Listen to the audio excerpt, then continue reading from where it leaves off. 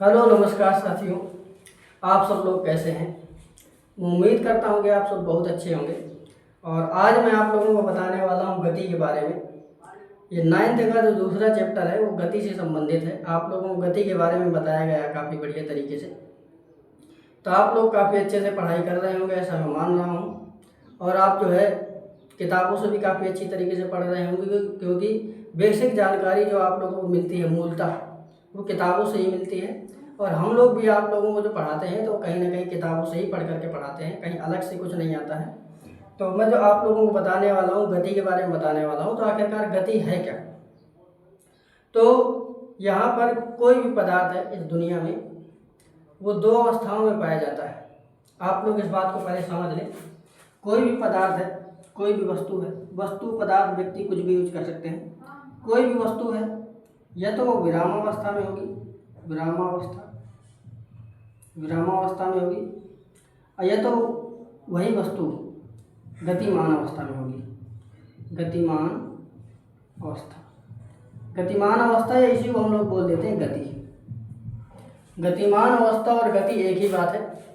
तो कोई भी दुनिया की वस्तु होगी तो आप लोगों को दो स्थितियों में मिलेगी, दो अवस्थाओं में मिलेगी। अब बात यह है कि आखिरकार कौन सी वस्तु गतिमान है और कौन सी वस्तु विराम है। तो आप लोग इस बात को समझें कि मान लेता हूँ, जैसे थोड़ी देर के लिए मैं स्वयं को मान लेता हूँ आधार। तो अगर मैं ये कह दूँ कि नहीं मैं विराम अवस्था में हूँ तो ये भी पूरी तरीके से गलत बात है। और अगर मैं कह दूँ कि मैं गतिमान अवस्था में हूँ तो ये भी पूरी तरीके से गलत बात है। क्यों? आप लोग अच्छी तरीके से समझें।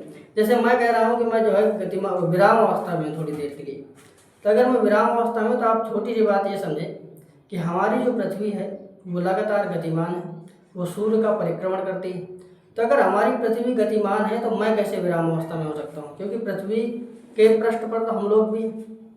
तो आप लोग समझ पा रहे हैं कि अगर पृथ्वी गतिमान है तो मैं भी गतिमान हूँ। तो विराम अवस्था में होने के बाद भी मैं किस अवस्था में हूँ? मैं गतिमान अवस्था में हूँ। लेकिन अगर मैं कह दूँ गतिमान तो फिर तो मैं आप लोग देख ही रहे हैं कि आप लोगों को नजर आ रहा है कि मैं विराम अवस्था में हूँ।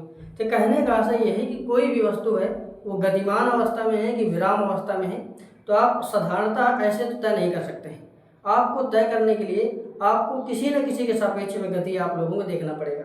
जैसे अगर मैं कहता हूँ कि मैं जो है विराम अवस्था में हूँ, तो मैं विराम अवस्था हूँ पृथ्वी के सापेक्ष। अगर मैं पृथ्वी को स्थिर मान लूँ और फिर अपने आप को देखता हूँ तो मैं विराम अवस्था में हूँ। अतः अगर मैं ब्रह्मांड के सापेक्ष अगर अपने आप को देखता हूँ तो ब्रह्मांड के सापेक्ष अगर बात की जाए तो मैं गतिमान अवस्था में हूँ। तो आप लोगों को काफ़ी अच्छी तरीके से मेरी बातें समझ में आ रही होंगी। तो आप लोग ये सबसे पहले समझें कि गति क्या है। तो गति के बारे में समझेंगे। बहुत ही आसान सी बातें हैं, आपको बहुत अच्छी तरीके से समझ में आएगा। अगर थोड़ा बहुत भी आप लोग दिमाग लगाएंगे तो बहुत अच्छे से समझ में आएगा। तो गति है क्या? तो हम कहेंगे किसी वस्तु किसी ऐसे नहीं समझते हैं। अच्छा एक बात आप समझो कि आखिरकार गति हो क्या कर सकते हैं। गति क्या है?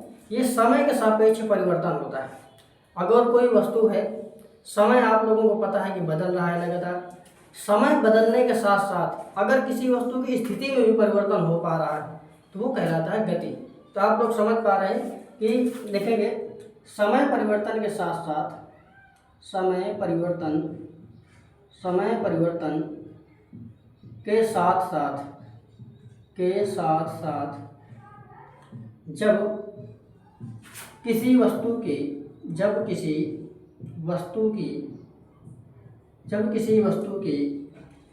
स्थिति में परिवर्तन हो जाता है,